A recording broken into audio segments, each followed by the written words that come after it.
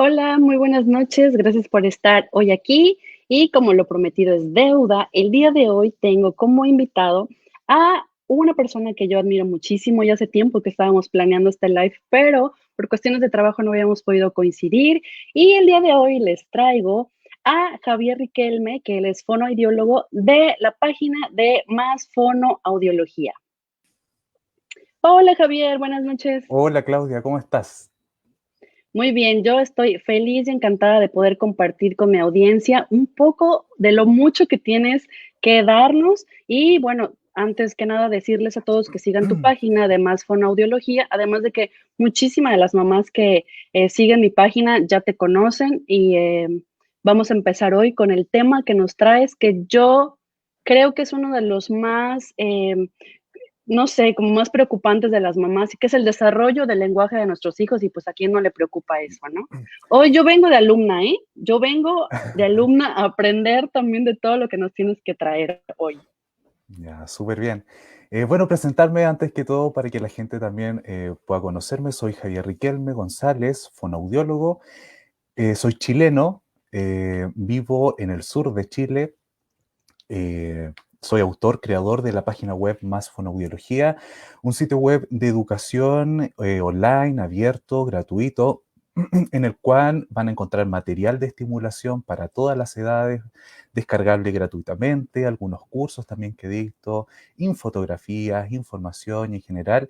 Y bueno, mi objetivo es llegar también a la mayor cantidad de población posible a través de las redes sociales y que de a poco a nivel tanto en mi país nacional y como en otros países también vayan conociendo de esta profesión que para muchos tal vez todavía es desconocida, que sigue siendo lamentablemente una profesión de élite, en el sentido de que no muchas personas pueden acceder todavía a atenciones con fonoaudiólogo porque muchos de nosotros no estamos en los servicios públicos de salud aún, sobre todo acá en mi país. Estamos en una lucha constante para que los fonoaudiólogos podamos ser incluidos en lo que llamamos la atención primaria de salud. Yo tengo la oportunidad y la fortuna de trabajar precisamente en atención primaria de salud. Soy uno de los primeros fonoaudiólogos que se ha introducido dentro de mi país en esta área de la fonoaudiología. Por lo tanto, también la responsabilidad de mi parte también poder llevar este mensaje a la mayor cantidad posible también es grande. Me he dedicado principalmente a la población infantil. Veo que tu página es una maravillosa página, estuve revisándola antes, destinada a algo tan importante que es la nutrición infantil y de la cual también eh, a veces he tenido que estudiar, conversar con algunos colegas nutricionistas para que también yo poder ir aprendiendo, porque en infancia todo va de la mano y la nutrición es importantísima para el neurodesarrollo, para el desarrollo infantil y también es una de las bases más importantes también para el desarrollo del lenguaje, porque para la estimulación temprana y el lenguaje en sí, se requiere de que exista un estímulo y también la nutrición va a ir contribuyendo a este neurodesarrollo. Por lo tanto, también felicitarte a ti por esta página y por llevar esta información a la gente para que ellas puedan acceder. Bueno, se me ha pedido que pueda hablar del desarrollo del lenguaje. Siempre surgen muchas dudas, hay muchos mitos respecto al desarrollo lingüístico que vamos a tratar de resolver. Yo voy a ir conversando un poquito del desarrollo del lenguaje. Si hay alguna duda, alguna pregunta, yo también la voy a estar acá leyendo para poder ir resolviendo las consultas que ustedes pueden tener. ¿Ya? Cuando hablamos el neurodesarrollo, que es el proceso mediante el cual el niño crece, madura, adquiere las funciones. El neurodesarrollo es un proceso muy complejo en el cual intervienen múltiples factores como la genética, los factores ambientales, la nutrición, la lactancia materna, las relaciones afectivas, la interacción social, en fin. Entonces, teniendo este gran paraguas denominado neurodesarrollo, vamos a decir que el neurodesarrollo se compone por el área del lenguaje, la motricidad, el desarrollo social, el desarrollo cognitivo, el desarrollo sensitivo, el desarrollo emocional. Por lo tanto, si yo tomo o aíslo el lenguaje y me dedico solamente al lenguaje sin poder ver todas las otras áreas del neurodesarrollo, lo más probable es que todo lo que yo pueda hacer o todas mis acciones no van a ser del todo significativas. Por eso, partiendo de esa premisa, vamos a entender el desarrollo del lenguaje como una parte de un todo. Y desde ese todo nosotros tenemos que ir viendo cómo se va desarrollando el lenguaje. Entonces, el lenguaje es el proceso mediante el cual el niño adquiere las habilidades para comprender, para comunicar, para hablar. Intervienen, como ya dije, muchos factores. Entonces ahora lo interesante es cómo comienza a desarrollarse el lenguaje. Al momento de nacer, el bebé, la única forma que tiene de poder decir, mamá, tengo hambre, mamá, me duele esto, mamá, estoy incómodo, mamá, me siento tal vez un poco aburrido, es a través del llanto. Es el único medio de comunicación que el bebé tiene en ese momento. Entonces, ¿qué pasa? Que la primera forma de poder satisfacer esa necesidad es respondiendo a aquella necesidad. Y para eso yo tengo que estar dispuesto, atento a poder y sensible para poder otorgar una respuesta oportuna a este bebé. Entonces el bebé llora porque hay una necesidad. Ahora hay un adulto que lee, interpreta este llanto y dice, mira, tiene hambre, le voy a dar pecho, lactancia materna. Entonces, de esa forma, yo voy a satisfacer esa necesidad. Y yo desde ese momento, desde que el niño nació, le digo, mira, cada vez que tú tienes una necesidad, cada vez que tú requieres algo y lo comunicas a través del llanto, yo estoy acá para satisfacer esa respuesta.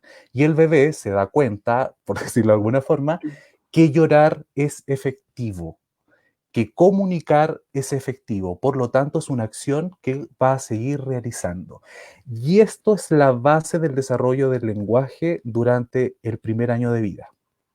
Eso significa entonces Ujú. que cuando el bebé llora y nosotros satisfacemos esa necesidad, no es lo que decían nuestras abuelitas, que déjalo llorar porque entonces te está manipulando y te está chantajeando. No atiende su No, necesidad inmediata. Es claro, un no, mito. no. Eso es un mito que debemos ya arrancar de lleno de nuestro proceso de crianza y del desarrollo de nuestros hijos, Sí. porque eso no es así.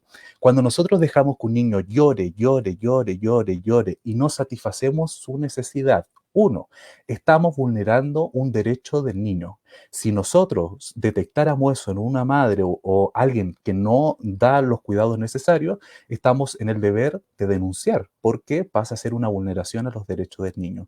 Por otra parte, le estamos demostrando que está en un ambiente de hostilidad, que no está en un ambiente adecuado para el desarrollo, que no hay nadie que lo quiera atender y desea cubrir su necesidad.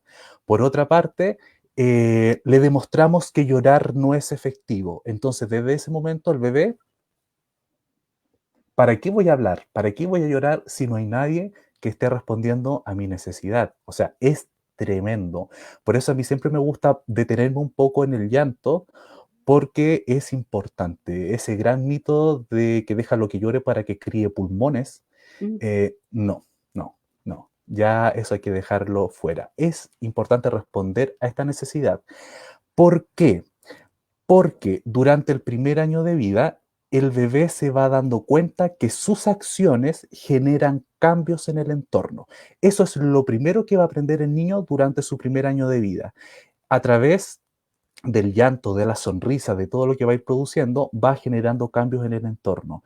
Y el generar cambios en el entorno, entonces se da cuenta de que sí, yo puedo intervenir en mi familia, puedo intervenir en esta sociedad, y finalmente el lenguaje se transforma en un medio para seguir realizando estos cambios.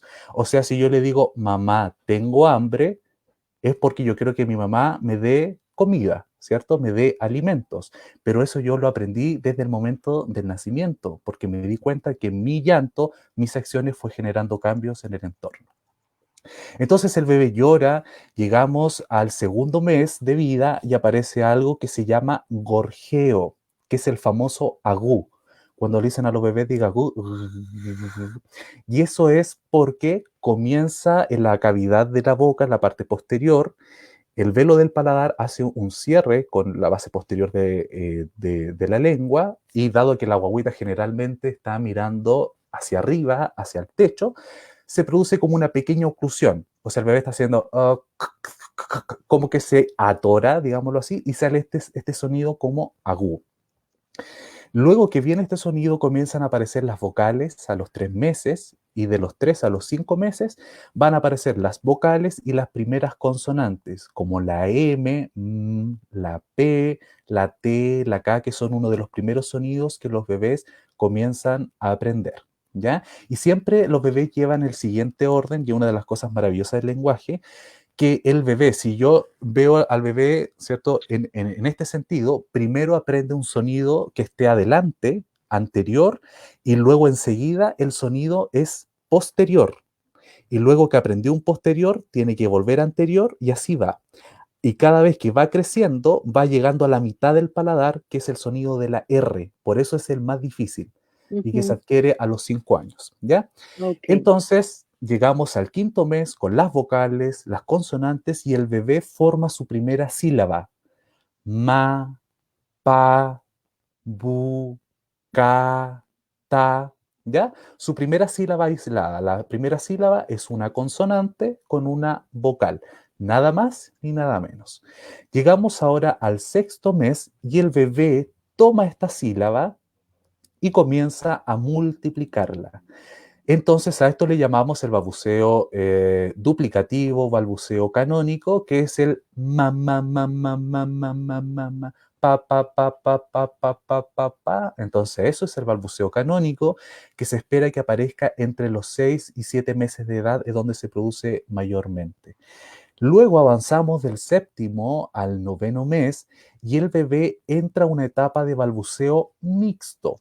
O sea, antes teníamos un balbuceo con el mismo sonido, ma, ma, ma, ma, ma, ma, ma, ma, pa, pero ahora es como tomar una tómbola, tomar todas las sílabas que es capaz de decir el niño, mezclarlas y empezar a sacar al azar.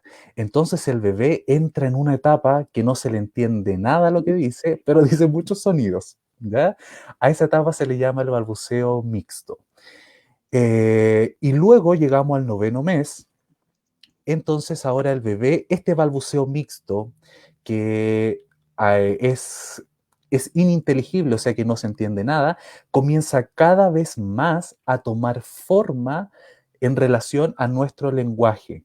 O sea, si nuestras palabras, por ejemplo, mamá tiene 2 sílabas, este balbuceo que antes era largo, enorme, cada vez más va tomando la entonación, va tomando la longitud, el tamaño y las características de esta primera palabra. Entonces hay algunos autores que postulan que el bebé en este noveno al primer año de vida, como tiene que hacer unas 15 intentos de ir acortando las palabras para que tome la forma de una palabra real. Entonces viene en esta transición y se espera que al año de edad diga mamá o papá. Generalmente es papá.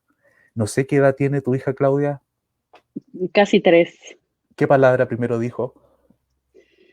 Ay, ¿lo tengo que ¿No decir? recuerdas? No, Sí. sí, claro, Ya. dijo papá, fue lo primero ¿Ves? que dijo, sí. Yo sigo diciendo, ojalá que no me esté viendo mi familia, pero yo siempre he dicho que dijo mamá, pero dijo papá.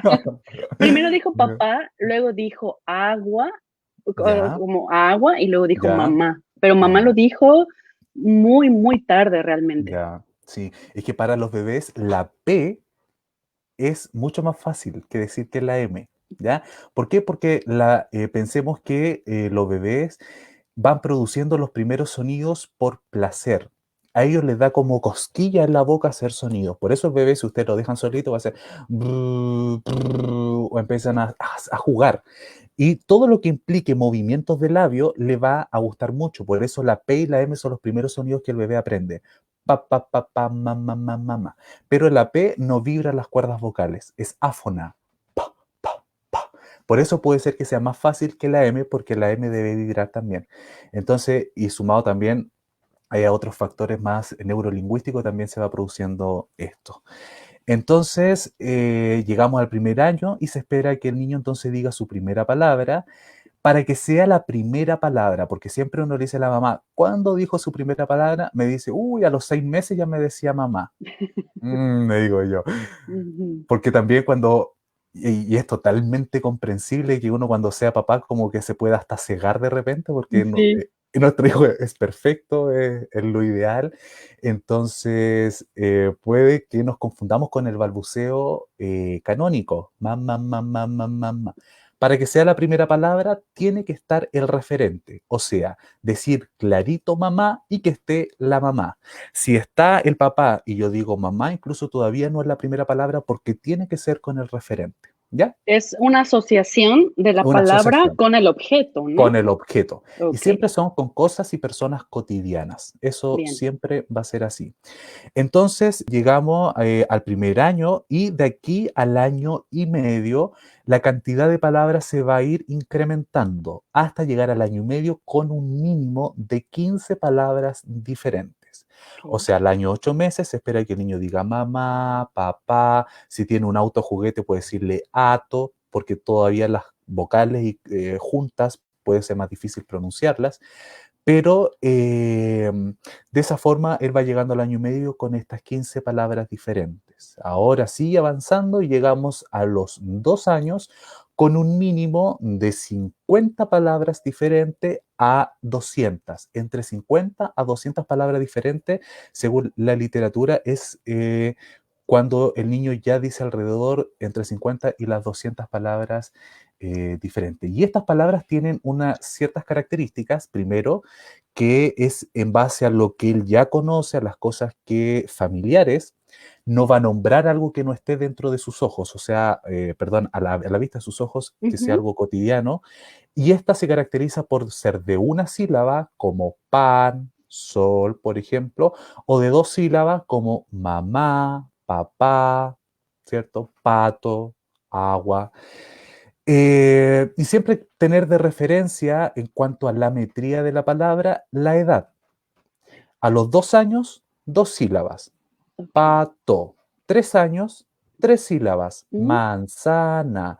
4 años, cuatro sílabas. Wow. Elefante. ¿Ya? Entonces, si a mí, por ejemplo, me llega un niño de 2 años, yo le digo manzana y me dice chana, me la cortó a Está dos, bien, está claro, bien. claro. ¿Ya? Está bien. Porque Entonces ahí, identifica con su lenguaje de Chana, al ujú, ver la manzana, le está dando el claro, nombre al objeto. el nombre al objeto. Todavía la metría tal vez le cuesta controlar, ¿cierto? Pero está bien, está dentro de lo esperado. Ahora, si llega, por ejemplo, un niño de 3 años y que lo acorta a una sílaba, ya ahí estamos hablando de que ya hay un trastorno del lenguaje considerable. ¿Ya? Ok. Siempre es importante ver qué hace mi hijo y tratar de tabularlo más o menos en qué edad se encontraría. Por ejemplo, mi hijo tiene 2 años, recién aprendió a decir su primera palabra, ¿ya? Entonces la primera palabra nosotros vemos que es esperable al año. Entonces vemos que nuestro hijo tiene 2 años, pero que habla como un niño de 1 año. Tenemos una brecha de 12 meses ya que hay que acortar. ¿Ya? Por eso yo soy totalmente partidario de la estimulación temprana y mientras más tempranamente actuemos siempre va a ser mejor. Yo soy totalmente preventivo para todo. Para mí es mucho mejor prevenir que luego estar tratando cuando ya son más grandes o los trastornos son más severos. Intervenir es mucho más difícil. ¿Ya? Sí, claro, la prevención siempre es más económica y más eficiente que la corrección, Eficiente, que la corrección en todo orden de cosas, ¿ya? ¿cierto? Eh, y bueno, y eso también, ¿por qué? Porque los niños tienen una capacidad, para las personas que no lo sepan, tienen una capacidad que nosotros ya no tenemos, que en algún momento la tuvimos, que es la neuroplasticidad. ¿Qué es esto? Es la capacidad de modificar el cerebro a través de la estimulación. Y eso es maravilloso, es tremendo, porque nosotros, por ejemplo, actualmente, adultos, ya tuviéramos alguna alteración neurológica, la rehabilitación va a ayudar a disminuir o compensar en alguna forma, pero ya las células neuronales están dañadas, difícilmente se van a volver a recuperar, pero los niños sí. O sea, sí, y muy gráficamente, o sea, si el niño tiene una neurona partida por la mitad, va a tener la capacidad de poder volver a reestructurarse. Si una neurona estaba conectada solamente con una neurona, a través de la estimulación se va a conectar con otras 1000, y eso va a significar aprendizaje. Por eso nosotros hacemos hincapié en que la estimulación debe ser temprana. Y esta capacidad de plasticidad, de regeneración, de modificación cerebral es máxima durante los 3 primeros años de vida y también continúa hasta los próximos 6 años. Entonces, si mi hijo, por ejemplo, y aquí es habitual, cuando a mí me llega una mamá o un papá que su hijo tiene algún síndrome, algún trastorno, alguna dificultad en el neurodesarrollo, tal vez más compleja que un retraso o trastorno del desarrollo del lenguaje, y ellos se cierran, ¿ya? Bueno, es entendible también, ¿cierto? Yo soy papá, para mí es triste, es chocante, todos mis sueños que yo tenía como papá, como mamá, se van a pique, ¿ya? Y es un duelo que viven los papás y muchos de ellos se quedan en el duelo, se cierran a buscar ayuda profesional. ¿Y qué pasa? Que cuando ya se dan cuenta que efectivamente lo asumen y es necesario, el niño tiene más de 6 años. Entonces, ¿qué pasa? Que yo ahí yo tengo que entrar a compensar porque ya la neuroplasticidad no está de mi mano. Entonces, ¿a qué quiero llegar con esto? Da lo mismo que es lo que tenga mi hijo. A todas las mamitas que pueden estar escuchando que su hijo tal vez nacieron con algún síndrome o algún trastorno o nadie sabe que tiene, que eso pasa mucho, ya porque algunos pasan tal vez ocupando mucho tiempo en ir para allá, no encuentro una respuesta, voy a este otro especialista, nadie sabe qué tiene, no importa, yo siempre le digo a la mamá, no importa qué tenga, el diagnóstico va a ser al final la etiqueta que me va a decir qué es lo que tenía, pero debemos actuar lo antes posible para poder aprovechar esta neuroplasticidad del niño. Entonces, de esta forma, llegamos a estos 2 años y ya, eso es en cantidad de palabras. Al año y medio también, cuando llegamos a las 15 palabras más o menos, comienza el desarrollo de la sintaxis. ¿Qué quiere decir esto? Que el niño comienza a formar sus primeras oraciones. Y son oraciones compuestas por 2 palabras. Por ejemplo, mamá no, mamá ven, mamá agua, papá casa. Por ejemplo, si ve que el papá va llegando a la casa, a través de estas 2 frases el niño comienza a, a formar ya sus primeras oraciones. Por lo tanto, el desarrollo sintáctico comienza a esa edad. Nuevamente, si llegamos con un niño de 2 años que todavía dice palabras aisladas, ya podemos decir que hay una brecha de 6 meses.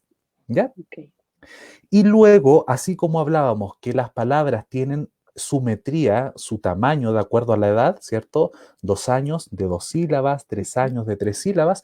En las oraciones es la edad más uno de una forma práctica, ¿ya? Entonces, a los 2 años tiene que estar diciendo oraciones con 2 o 3 palabras.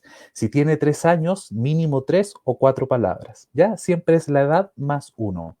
bien. Entonces, de esa forma nosotros podemos ir viendo si nuestro hijo construye pocas frases, construye o está bien en la estructuración de estas oraciones.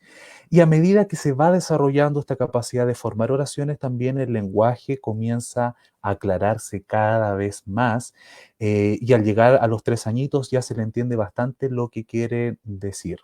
Y al llegar a los 3 años hay muchos niños que ahí se le hace muy difícil que se le entienda lo que habla porque ya entramos tal vez a algunas otras dificultades fonológicas que tal vez voy a hablar si alguien por ahí tiene la duda, ¿ya? Para centrarnos en este rango etario más de los 2 años, que creo que es la población que tú más tienes Ujú. entre tus seguidores, ¿ya? ¿Qué pasa? A ver, cuando el niño, todo esto, como decía, el desarrollo del lenguaje va de la mano con todas las otras áreas del desarrollo, ¿ya? Entonces, cuando el niño en el desarrollo motor, ya a los 3 meses, perdón, él mantiene su control cefálico, o sea, logra mantener la cabecita, a los 6, 7 meses logra sentarse, luego a los 9 meses gatea, a partir del año ya se para y comienza a caminar. Cuando el niño camina, él es, yo siempre digo a los papás, es descubrir América. Es totalmente, ¿por qué? Porque antes yo dependía de los brazos de mi mamá, de los brazos de mi papá, para poder ir al dormitorio, poder ir a la cocina, que me saquen a pasear, en fin, pero ahora lo puedo hacer yo. Y el bebé se va probando qué tan capaz es de hacer las cosas, por lo tanto también va a querer experimentar el mundo y comienza a abrir cuánto cajón pille, saca cosas de los muebles, la ropa, la despensa, en fin, porque está aprendiendo del entorno y está explorando. Y eso es clave para la comprensión del lenguaje. El niño va aprendiendo cómo funciona el entorno, qué cosas hay que él pueda ir aprendiendo. A veces cuando me toca hacer controles de salud a domicilio, me encuentro sobre todo en zonas rurales, la familia le tiene todos los muebles amarrados Sí. ya con un alambre o con Ujú. algún hilo, y yo le digo, pero ¿por qué hace eso? No, es que ya estoy cansado de... No, ya, entonces ahí lo estamos limitando para que aprenda. Hay que dejarlo.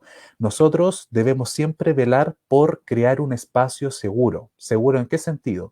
De ver el tema de la calefacción, de hacer un cerquito que el niño no vaya a ir a ese lado, si los enchufes están acá abajo, colocar un protector de enchufe de niños o subirlo, todo lo que tenga que ver con quemadura, con fuego, hervidores eléctricos, todas las cosas, mucho cuidado con eso, porque los niños no saben lo que es el peligro hasta que se lo topan de frente. O sea, acá en Chile, no sé qué le dirán en México, cuando un niño tiene una herida, acá uno le dice yaya, una Sí, en yaya. México también, en México También, también, ¿ya? sí. Entonces la gente le dice, no, yaya, yaya, pero el bebé, ¿qué es una yaya? Entonces, hasta que pone su manito en la estufa, sabe lo que es la yaya. Entonces ahí ya Claro. sabe que el fuego no.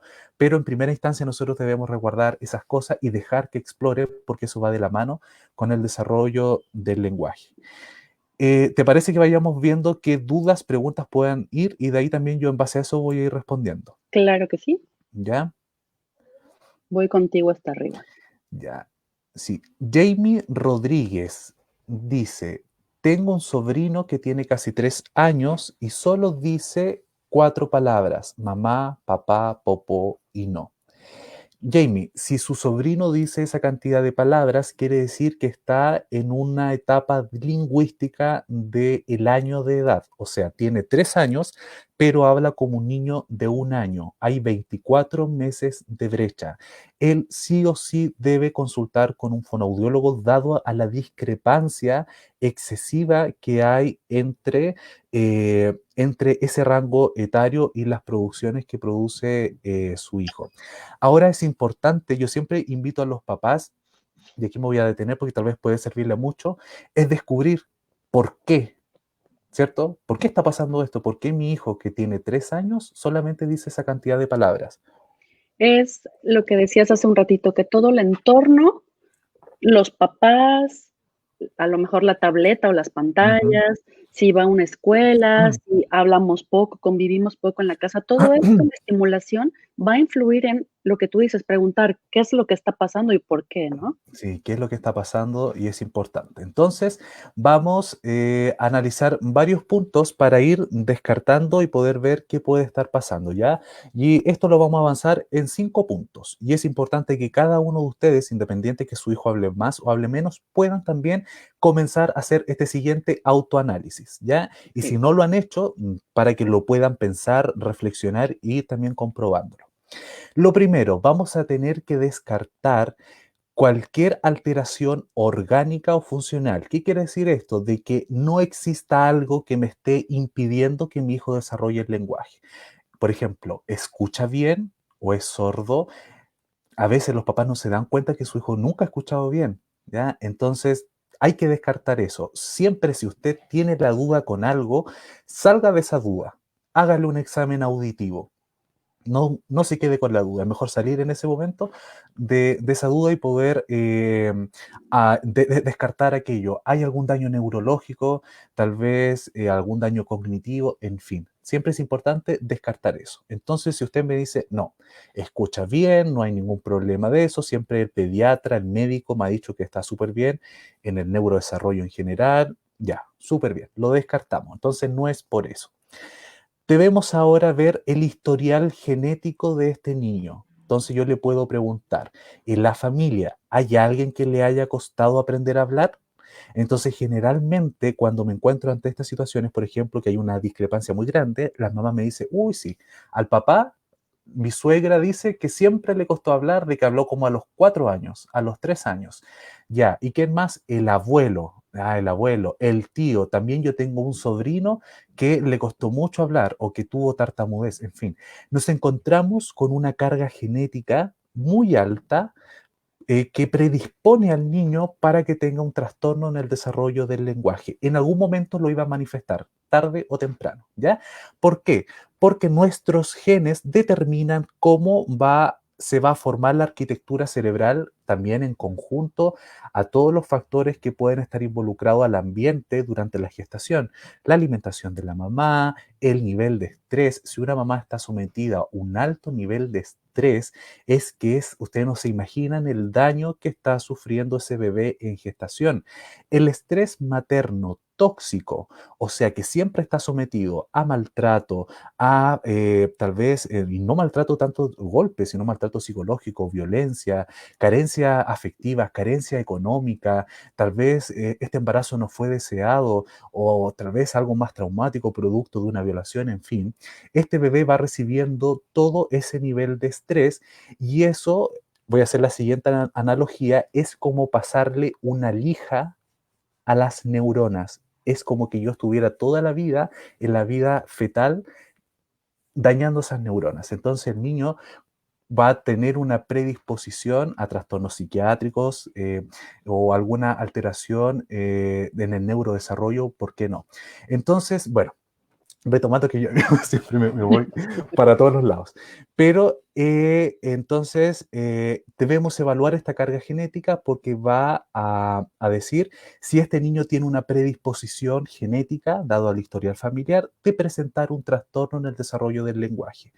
Por poner un ejemplo, los genes determinan que las neuronas para el lenguaje tienen que estar de esta forma, pero mis genes familiares hicieron que estuvieran medias ladeadas, ¿ya? Por decir de alguna forma. O sea, hablamos que el niño tiene una arquitectura cerebral que hace que procese el lenguaje de una forma diferente. O sea, este niño tiene una calculadora diferente. Si yo le coloco 1 más 1 es igual, no me va a dar 2, sino me puede dar 3. Entonces, por más que yo le diga, oye, habla bien, oye, ¿por qué es tan aguaguado que eres? ¿O por qué esto otro? Por más que yo le diga eso, no va a poder, porque su cerebro lo manda que tenga esa dificultad. Y especialmente cuando un niño tiene una discrepancia más de 12 meses, es precisamente lo que sucede esto, ¿ya? Así que si su hijo, por ejemplo, en este caso, lo más probable es que tenga una carga genética para presentar este trastorno del lenguaje.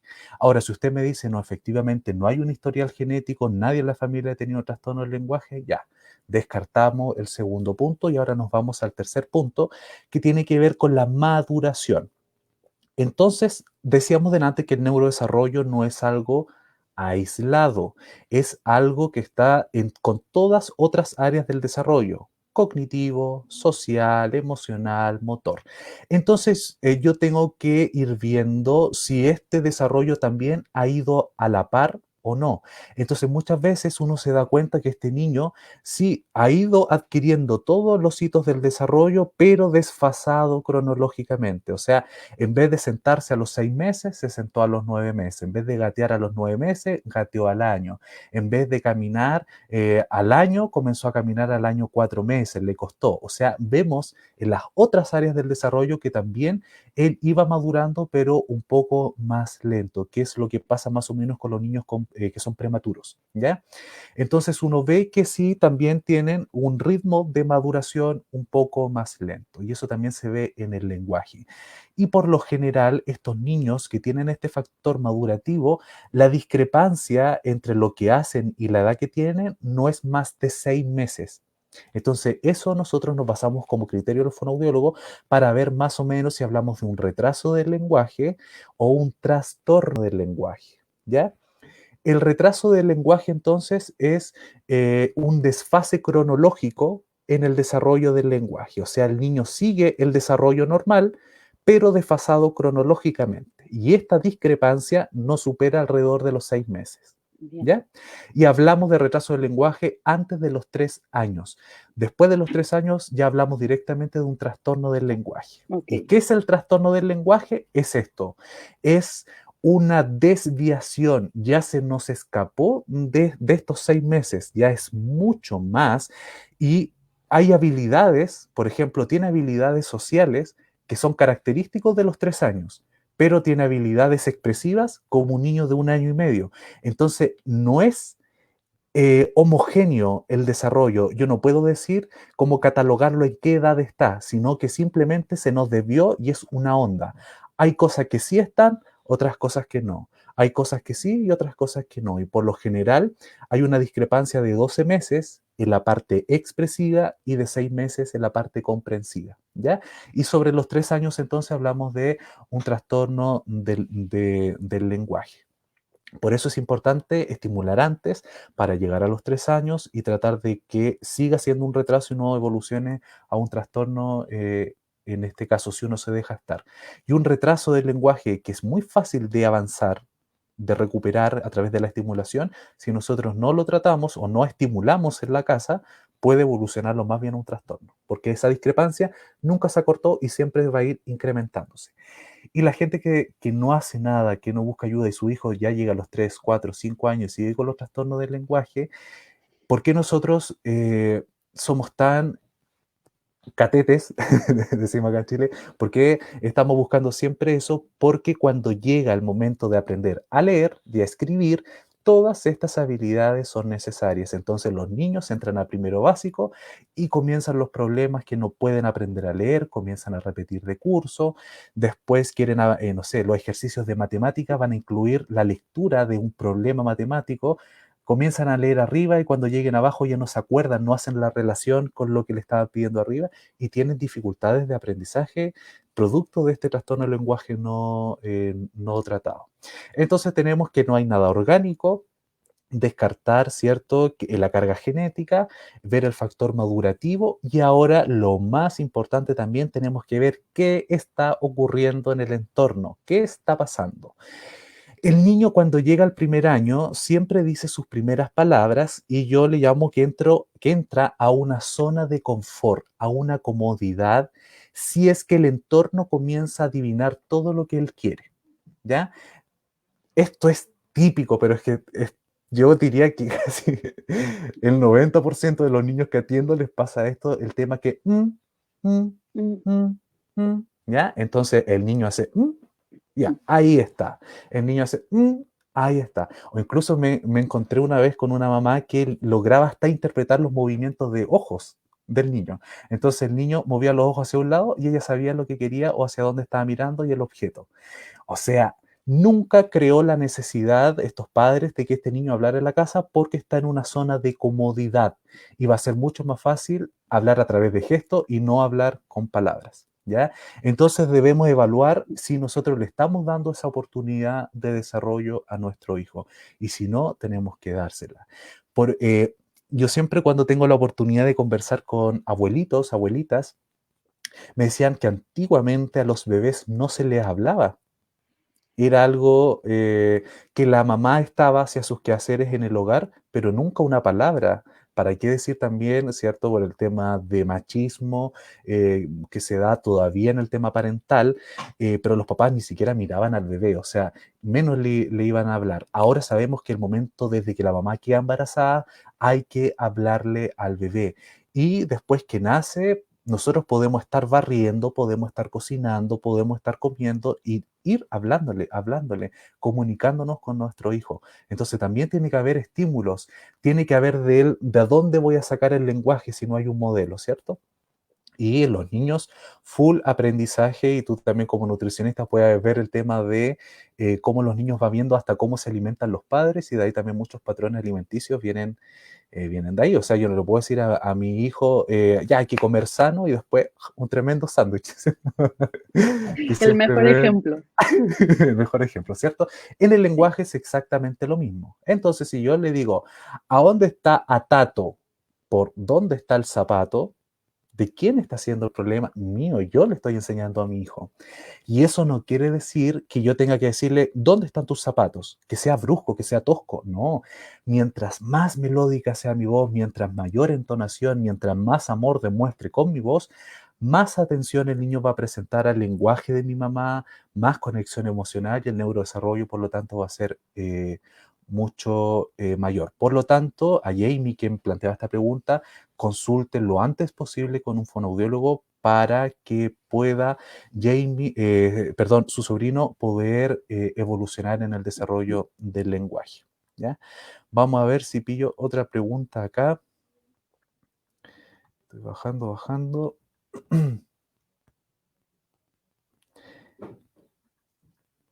A ver. Yo creo que todas están como yo, atentas, como alumnas, Sí. escuchando lo que tienes que decir. Sí.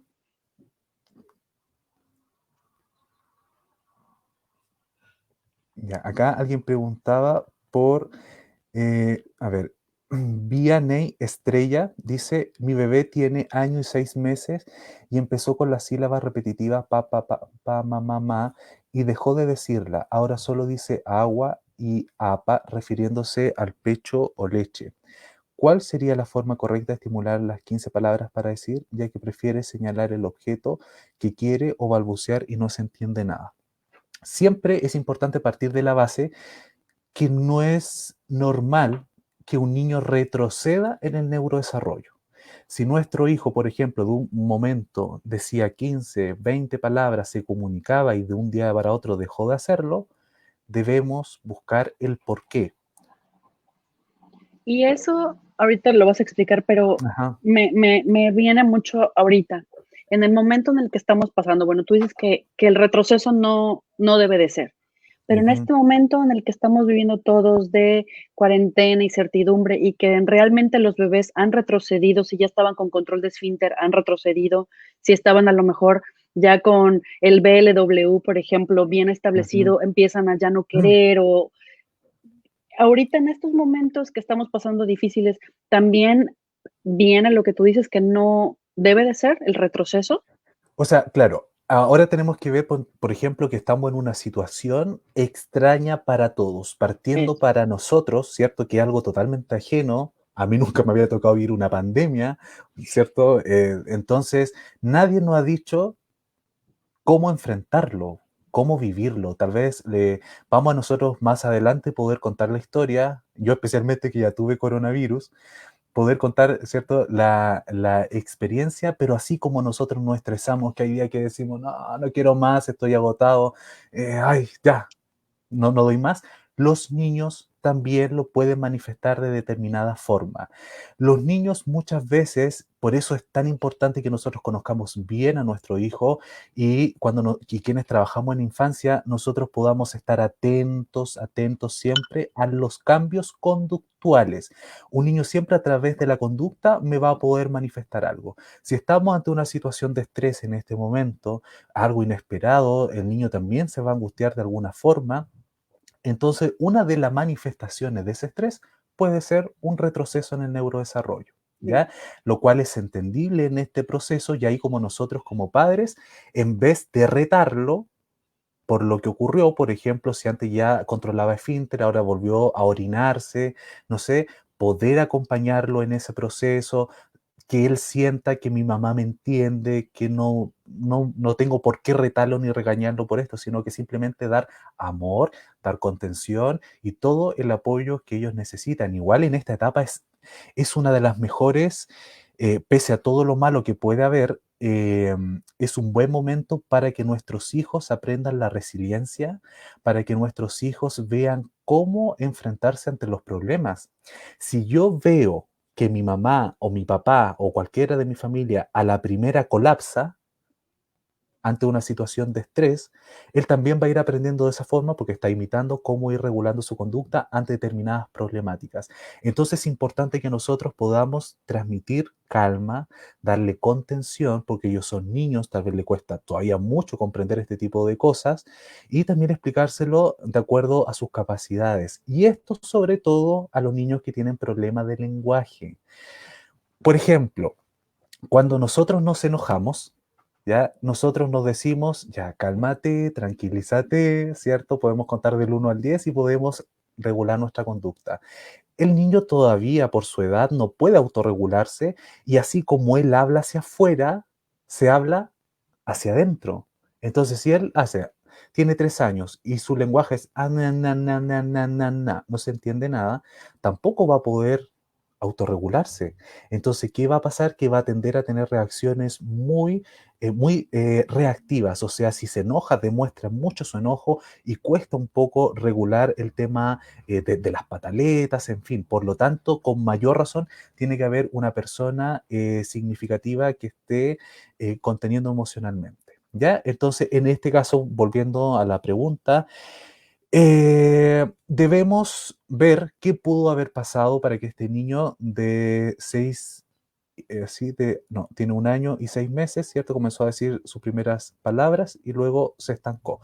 Debemos eh, retomar desde el punto de partida de la producción de palabras. Debemos primero generar cambios en el entorno que enriquezca la estimulación, o sea, hablar harto, cantar, hacerle preguntas, aunque usted siempre sienta tal vez que su hijo no le entiende, hacerlo igual, ¿ya?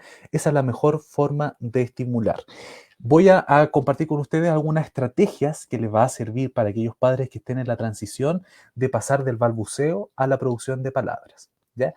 Cada vez que ustedes quieran enseñarle una nueva palabra a su hijo, acá yo siempre manejo una pelota, tomen los objetos, llévenlo a la altura de su boca y le dicen el nombre un poco más articulado y un poco más lento. Entonces nosotros estamos jugando y le digo, hijo, mira, tengo la pelota y se la entrego.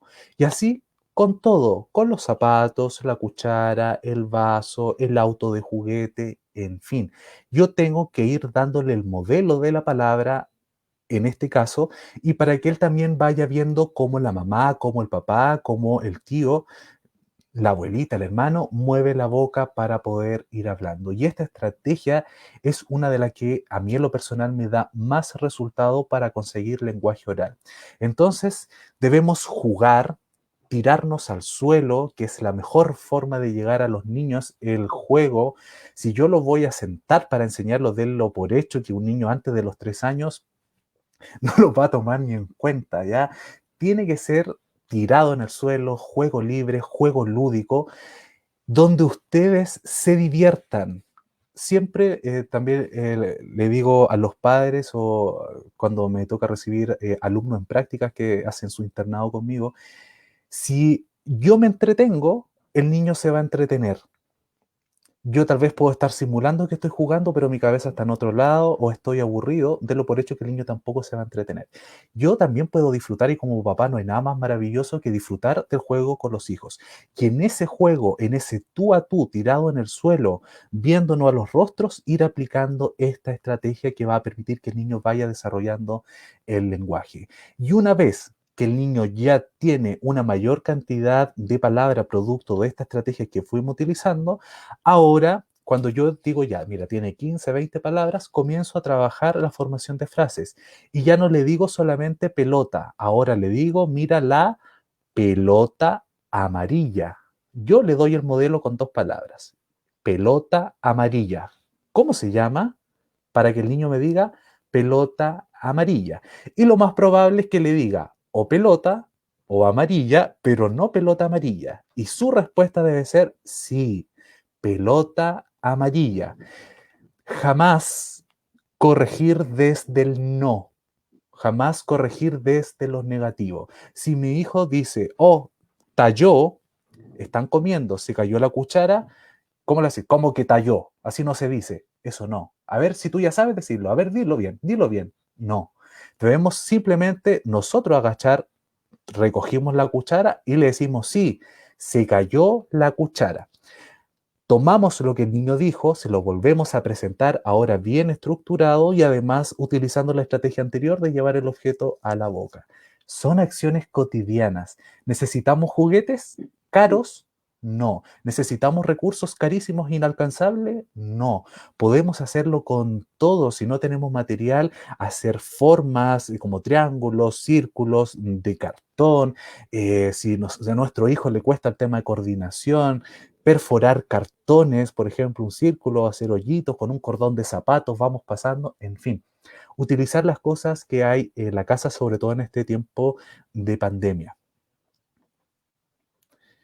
Otra estrategia también es a la hora de la comida, que es lo que le digo a las mamás, Ujú. mencionar el nombre de las cosas, ¿no? La manzana, el plátano, hablar con ellos mientras están comiendo el nombre de los objetos y vamos a comer. Hoy vamos a comer y que siempre les estén hablando. Bien. Es súper importante para que ellos aprendan con algo cotidiano, como tú dices, sin Ujú. haber comprado los juguetes de plástico o estas frutas de plástico, tú todos Claro. los días le puedes enseñar con los alimentos un vasto vocabulario, ¿no? Sí, sí, súper bien. Y en eso especialmente, porque lo que hacemos finalmente los terapeutas es simular, estamos dentro de un box, ¿cierto? De nuestro centro de atención o donde trabajemos, y nosotros, claro, tenemos que utilizar frutas plásticas porque es material de estimulación, pero es diferente comer la manzana.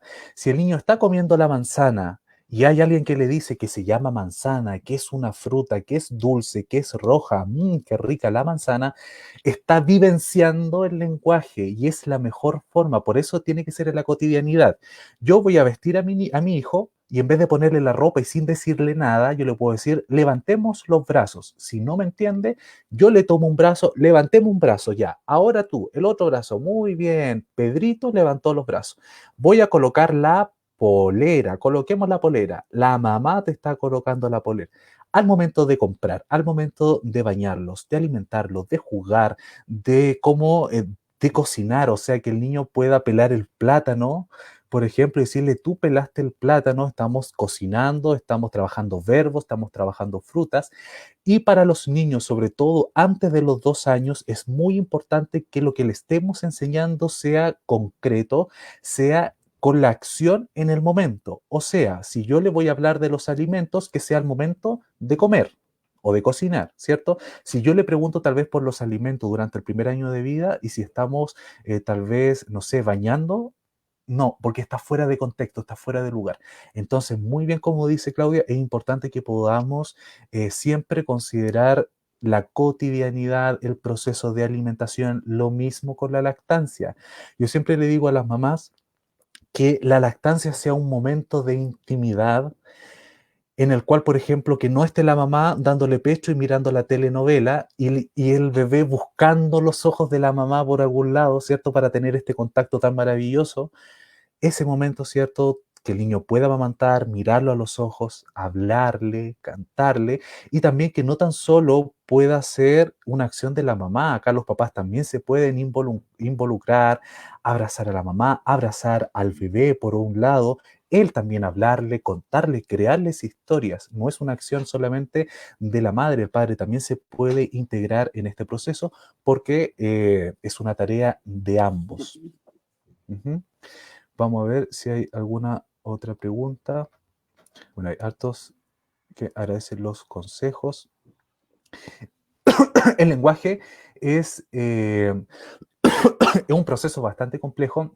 A mucha gente le puede generar mucha ansiedad, pero eso, en la cotidianidad, en el seno de la familia, con amor, con mucha paciencia, porque hay niños que van a responder muy rápidamente. Tengo niños que en 4 o 5 meses evoluciona muy bien. Hay otros niños que requieren un año y medio. Por lo tanto, eh, paciencia, paciencia y amor son la clave y la constancia. No cansarse nunca de estimular, de cuidar a nuestros niños y nuestras niñas. Y siempre todo enmarcado en los buenos tratos, en el respeto hacia los niños, en el amor, en la no violencia. Los niños no necesitan golpes para entender, no necesitan que le griten para que pueda aprender, sino que necesita de un entorno que sea cálido, con calidez humana, que no sea tan solo el cuerpo de la madre o el cuerpo de del padre. Yo puedo cambiarle el pañal a mi hijo y en mi cabeza por otro lado. O sea, tiene una mamá, un papá presente físicamente, pero psicológicamente está totalmente ausente. Yo debo tratar de conectar lo más posible y siempre trabajar desde la resiliencia. ¿En qué sentido? De que si tal vez a mí mi infancia fue muy dura, fue maltratada, fue golpeada, yo tengo en mis manos la capacidad de cambiar la historia y no volver a replicar lo mismo con mi hijo. Y eso es súper importante y es el mensaje que también siempre transmito en todas las transmisiones, que para mí es muy importante el tema de la protección a los derechos del niño, la construcción de una parentalidad positiva, que todavía, y me da mucha pena leer tanto comentario de que la gente valida aún mucho la violencia, porque como a mí me golpearon, yo no tuve ninguna secuela, ¿cierto? Yo lo sigo replicando. Esperemos que eso en algún momento de la vida cambie, que las políticas también vayan modificando, pero también es una tarea que nosotros, cada uno de nosotros, debemos implementar en nuestro hogar como papá, como mamá. De que sea fácil, no es fácil, porque a veces estamos tan agotados y es más fácil pasarle el teléfono, prenderle la televisión antes de que, ya, que me deje tranquilo un rato y yo poder, cierto, descansar. Pero es importante cuando tomamos esta responsabilidad de ser padres, también dar una adecuada respuesta ante ello. Así que eso, Claudia. Llevamos como una hora hablando. No, pues muy interesante porque todo se va conjuntando. Como bien sabemos, las áreas de la salud somos multidisciplinarias y una se va tejiendo con la otra Con y la se va otra, tejiendo sí. con la otra. Entonces, es importante lo que dices y sí, cuando hablo con las mamás, lo que les digo es estimular el lenguaje de los niños es importante. No solamente a través de la masticación, no solamente a través del Ujú, corte de los alimentos, sino a la hora de estar con los niños conviviendo. No solamente es para establecer el lenguaje verbal, sino también el no verbal. El amor, ujú, el apego, el cariño, todo eso está mezclado cuando nosotros nos sentamos en la mesa. No compartimos solo los alimentos, sino también el alimento del alma, ¿no? ujú. Y también lo que les digo muy importante es lo que acabas de decir y que finalizaste excelente, que yo sé que muchos traemos una historia de vida difícil, pero no hay por Ujú, qué repetir esa historia. Si ujú, tú sabes que fue difícil, fue complicado y dolió, vamos a ujú. buscar ayuda, vamos a sanar nosotros para poder apoyar a ese hijo y a esa nueva vida que tenemos en nuestras manos para no repetir esta historia de violencia, ¿no? Sí, así es, sí. Y eso Sí, es también importante, lo que uno va trabajando diariamente con estos padres, y a veces que ellos no se dan cuenta, por eso yo se los digo, a veces nosotros, yo siempre le digo a los papás, con un ejemplo muy básico y que se vincula con la nutrición en la cocina, yo le digo a la mamá, ¿cómo usted prepara tal alimento? ¿Ya? Y ellos me dicen, mire, lo hago así, lo hago así, lo hago así. Ya, ¿y cómo lo hacía su mamá? De la misma forma. Ya, entonces así con cosas tan inconscientes, nosotros replicamos modelos de acuerdo a nuestra historia y muchas veces los papás no se dan cuenta que su forma de responder es violenta, que son muy duros o que son muy estrictos, que no deja que el niño también explore, en fin. Entonces siempre es importante que nosotros podamos ir revisándonos diariamente, ir viendo qué hay en nosotros que mejorar porque no hay nada más maravilloso, encuentro yo, que podamos evolucionar como personas en la vida. Todos tenemos nuestras fortalezas, nuestras debilidades y debemos ir trabajándolas diariamente, porque triste es para mí escuchar a esa gente que dice, yo nací así y me muero así. O si te sea, parece, si quieres, si quieres, ¿sí? O si sea, quieres. si, ¿qué sentido tendría la vida así si no evolucionamos como personas? Entonces, también esto traspasarlo al desarrollo con nuestro hijo. Y para el desarrollo del lenguaje y la base de todo el neurodesarrollo, el desarrollo emocional es la base. De ahí parte todo. Si desde el momento que nace el bebé está sometido a estrés, a vulneraciones, nadie responde a ese llanto, nadie lo atiende, desde ahí está mal. ¿Ya? O sea, desde ahí comienza el daño y no tan solo va a repercutir en el lenguaje que al final vendría siendo algo tratable, sino que lo va a acompañar el resto de su vida. Entonces nosotros como padres podemos favorecer el desarrollo y la calidad de vida de nuestro hijo o simplemente destruirle la vida. Así es. Es así de potente y es así de relevante el rol de padres. Por eso yo considero que es el rol más importante como ser humano, el formar a un nuevo ser que está aprendiendo, que no sabe de peligro, sino que yo también tengo que ser quien vaya socializando, ¿cierto? Este niño, enseñando las reglas sociales, cómo comportarse y todo eso, pero todo en marco del amor. Así que mi invitación es siempre a eso, a estimular de la forma más tempranamente posible. También siempre buscar información. Ahora hay mucha más información disponibles. Muchos gobiernos también cuentan con programas de salud en los centros de atención primaria destinados a trabajar precisamente estas temáticas. Yo trabajo mucho con niños menor de 3 años, especialmente, ¿cierto? Sobre todo los 0 a los 12 meses, que hay mucha temática por ver ahí. Y eso, buscar ayuda es también una habilidad que como padre se tiene que ir desarrollando, ¿ya? Porque también otro mito que nos han dicho muchas veces es que a nadie se le ha enseñado a ser padre. O sea, sí, nadie se le enseña, pero no podemos quedarnos con eso. Debemos desarrollar capacidades y habilidades que nos permitan ser cada día mejor papás y dentro de esas habilidades nos vamos a encontrar con esta capacidad de buscar ayuda. Por lo tanto, felicitar a todas las personas también que se conectan a estas transmisiones porque demuestran que hay un interés por parte de ustedes, por parte de cada uno de ellos, para poder aprender y ser mejor mamá, mejor papá, mejor cuidador, mejor tutor. Así que eso. Quiero agradecerte, Claudia, por esta invitación. Para mí ha sido un placer. Me encanta poder compartir